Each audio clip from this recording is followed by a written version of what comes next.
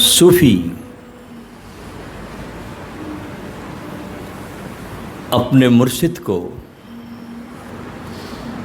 अल्लाह से भी बहुत बड़ा मानते हैं। मुर्शिद उनकी साधना में सर्वोपरि है। सूफी कहते हैं कि जिसको भी परमात्मा से, अल्लाह से मिलना है, वह किसी मुर्शिद की खानकाह में जाकर उसके पास बैठ जाए। और जो व्यक्ति उस खानकाह से हट गया, वो परमात्मा से भी दूर चला गया। वो भटक जाता है। किसी शायर ने बड़ी गजब की दो पंक्ति लिखी। वो लिखता है कि पहले लोग मरते थे और उनकी आत्माएं भटकती थी,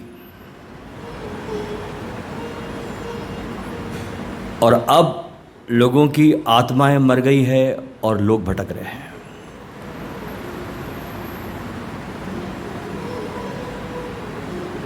गुरु का सानिध्य मिले, गुरु का आसरा मिले, गुरु की छांव मिले तो जीवन में शांति, शीतलता आती है। क्योंकि जीवन के साधारण साधारण कृत्यों में भी हमें गुरु की जरूरत पड़ती है। लाख कोई वकील LLB LLM पढ़ ले,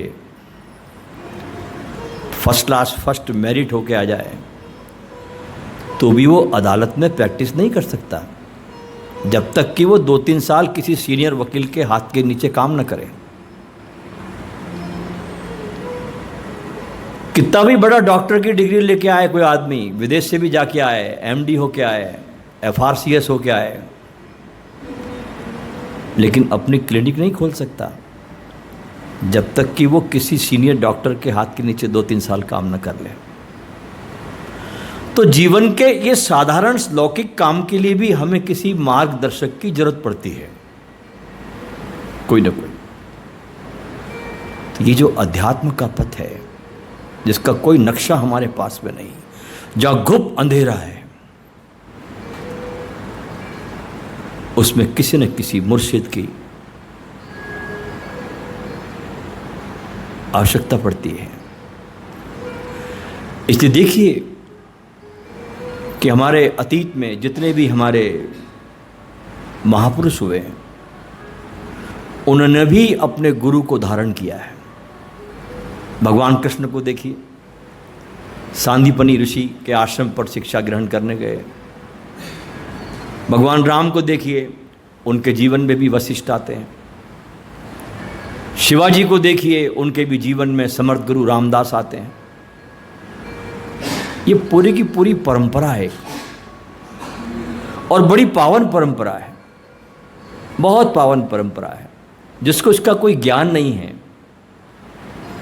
वे इस स्वाद को क्या जाने कि गुरु और शिष्य का जो नाता होता है, रिश्ता होता है, वो किस मिठास से भरा होता है। आज सुबह हमने बात की ख्वाजा फरीदुद्दीन अत्तार की। रूमी कहता है कि अगर फरीदुद्दीन अत्तार मेरी रूह है तो मेरी आंखें हकीम सनाई है। मैंने आपसे सवेरे बात की कि सूफी के 4 स्तंभ बड़े बड़े, उसमें पहला फरीदुद्दीन अत्तार, दूसरा हकीम सनाई, तीसरा जलालुद्दीन रूमी और चौथा अल-हिल्लाज मंसूर।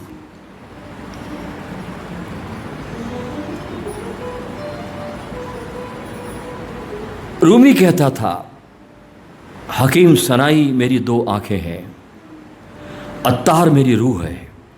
अब रूमी जैसा व्यक्ति अगर ऐसा किसी के बारे में कह रहा है तो आप सोच सकते हैं कि हकीम सनाई की भी क्या बात होगी। कभी कभी ऐसा हो जाता है कि शिष्य के कारण गुरु पहचान में आता है। जैसे कबीर के कारण रामानंद पहचान में आए, कोई जानता नहीं था रामानंद को, कबीर के कारण सबको पता है कि कबीर के गुरु रामानंद है। हकीम सनाई अफगानिस्तान के गजनी में पैदा हुए और बहुत बड़े ओहदे पर थे। उस समय बादशाह बैराम शाह था, गजनी का बादशाह। उस काल में आप जानती है कि युद्ध लोग करते रहते थे, देशों को जीतते रहते थे, एक ही काम करते थे, बस आक्रमण करना, देशों को जीतना, लूट खसोट करना।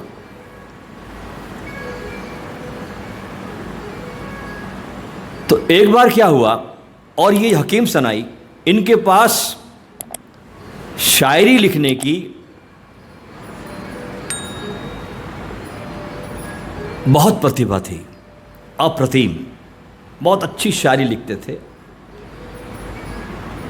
बादशाह के सम्मान में ये बहुत अच्छी शायरी लिखते, बादशाह के सामने गाते, बादशाह को रिझाते, बादशाह को खुश करते। बादशाह इतने खुश हुए कि अपनी बहन का संबंध करने के लिए हकीम सनाई के साथ तैयार हो गए, शादी करवाने के लिए। अचानक युद्ध का आगाज हुआ और बैराम शाह को युद्ध करना पड़ा। भारत की तरफ कूच कर रहा है और साथ में उसने हकीम सनाई को भी अपने साथ रखा। हकीम सनाई को बहुत लोग बहुत इज्जत से भी देखते थे, अद्भुत क्षमता थी उनके अंदर, साथ में थे। जब वे आ रहे थे भारत की तरफ यात्रा करते हुए, तो कहीं शाम के समय सेनाओं ने अपना आश्रय के लिए अपने तंबू ताने, विश्राम के लिए रात्र भर। सांझ थोड़ी घिरने लगी, आसमान में थोड़े तारे टिमटिमाने लगे, तो अचानक क्या देखता है बैराम शाह और हकीम सनाई कि दूर पहाड़ों के उस कोने से, उस तलहटी से, कहीं से दूर से बहुत मस्ती से भरी हुई किसी के गाने की आवाज आ रही है। जब कोई ध्यानी व्यक्ति गीत गाता है ना, तो उसके शब्दों में भी सुगंध आ जाती है। जब कोई ध्यान से भरा हुआ व्यक्ति शब्दों को छूता है तो शब्द जागृत हो जाते हैं। दूर से आती हुई आवाज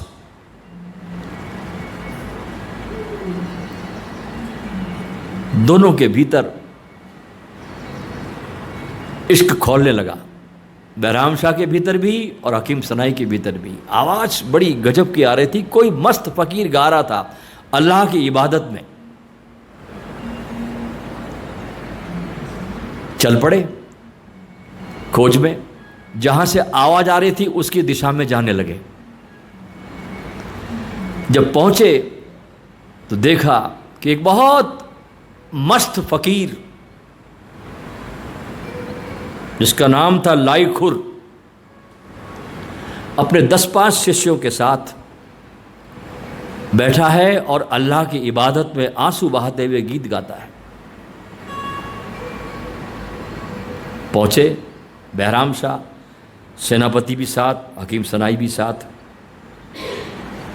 अपने द्वार पर बादशाह को आते देखकर,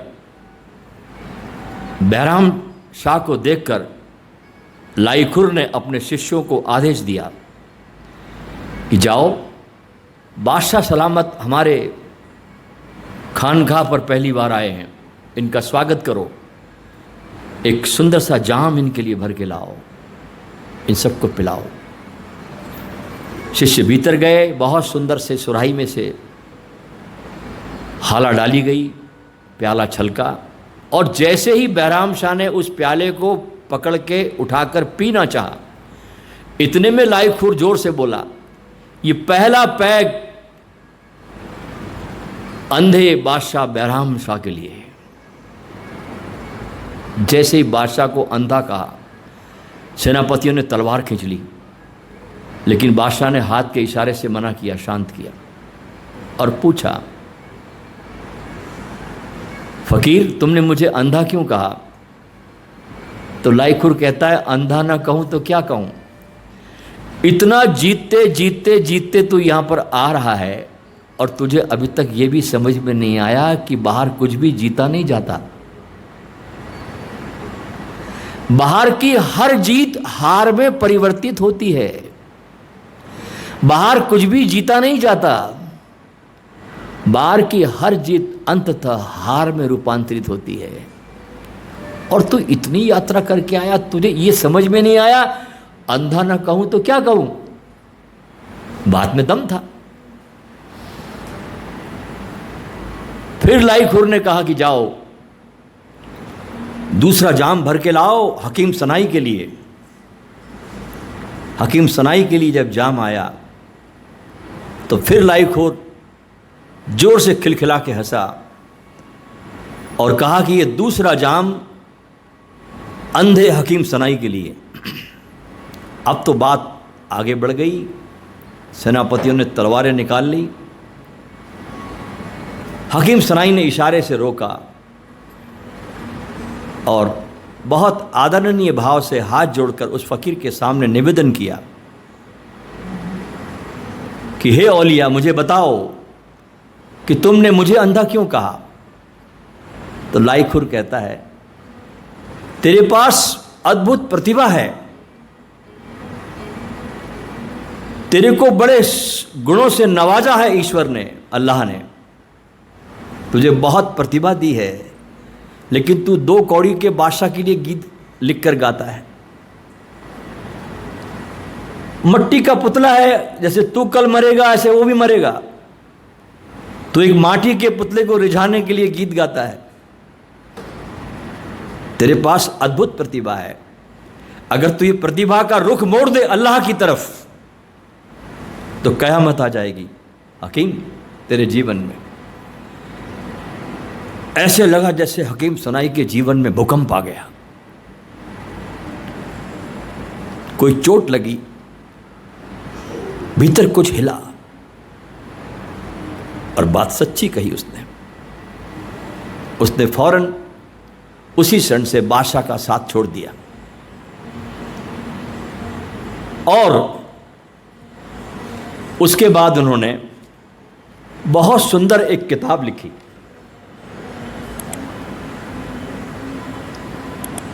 बादशाह का साथ छोड़ दिया, बहुत नम्रता से कहा कि बादशाह जहांपना, आपका मेरा साथ इतना ही था। इस चोट ने मेरे जीवन की पूरी यात्रा की दिशा बदल दी है। छोड़ दिया, सब कपड़े जो थे राजघराने के उतार दिए, फकीरों का वेश धारण किया और एक सूफी फकीर जो उस समय बहुत प्रसिद्ध था गजनी में, उसका नाम था यूसुफ हमदानी, इसके शरण में गया। बैठा, कुछ गुर सीखे,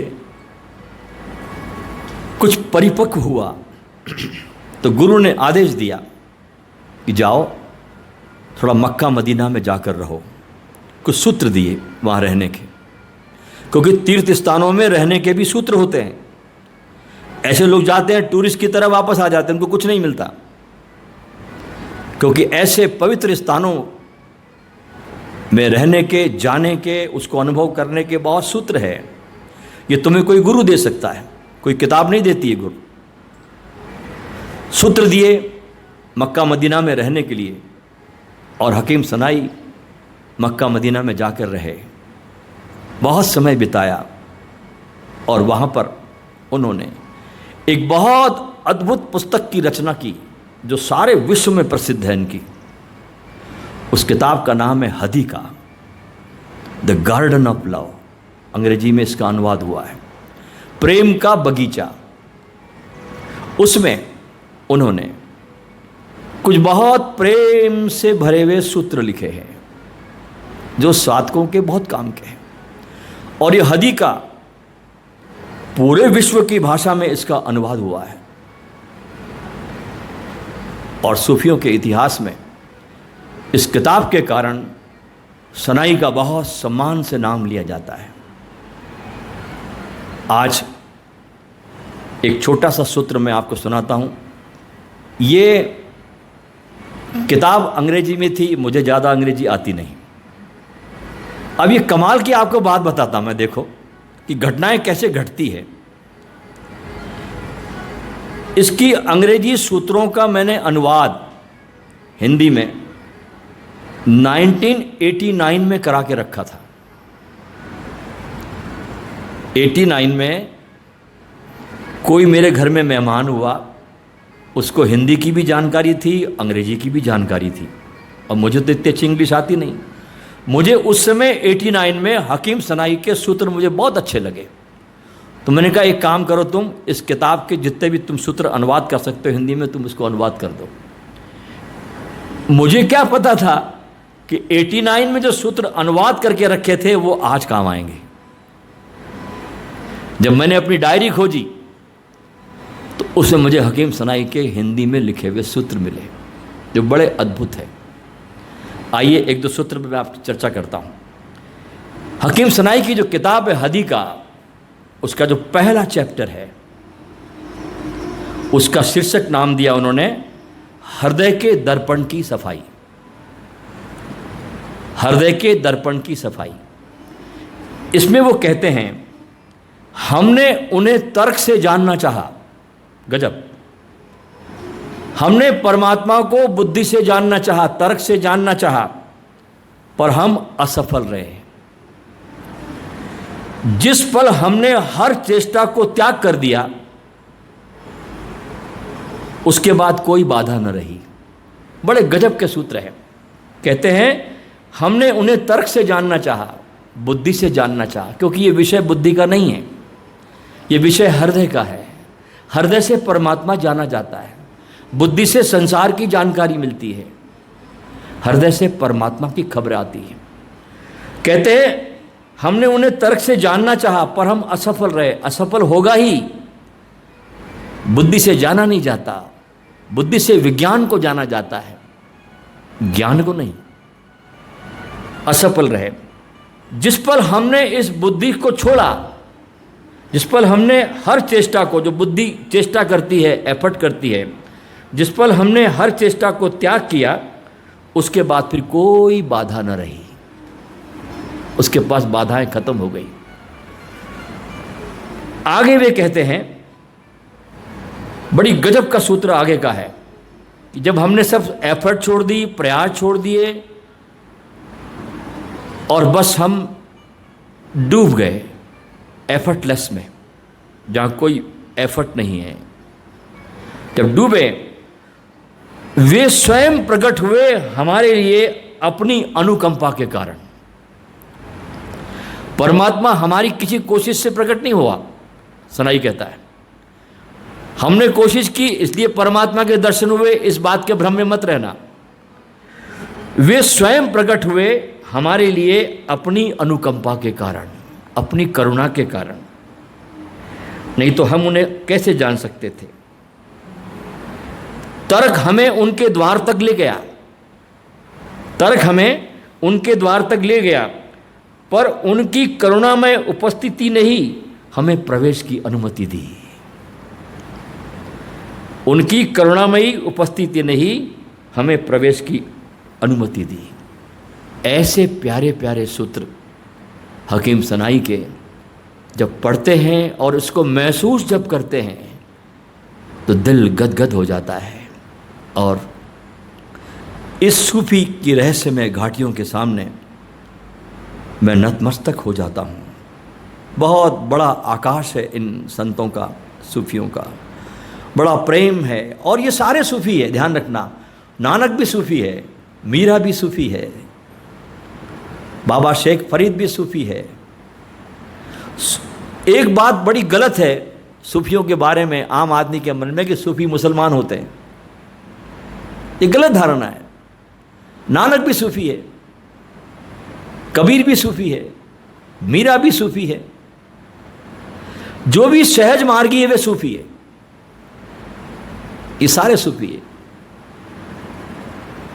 बाबा शेख फरीद को भी सूफी कहा जाता है। निज़ामुद्दीन औलिया को सूफ़ी कहा जाता है, मीना को सूफ़ी कहा जाता है, रहदास को सूफ़ी कहा जाता है। ये सारे सूफ़ी लोग हैं। आइए इसी गहरी भावदशा के साथ आज हकीम सनाई के इस उपस्थिति में हम डूबते हैं और इस सूफियाना माहौल की समा को, इस असेंबली ऑफ सूफीज़म जो हम यहाँ बैठे हैं इस समय सूफियों की इस खानकाह में, इसमें और गहराई से जाते हैं।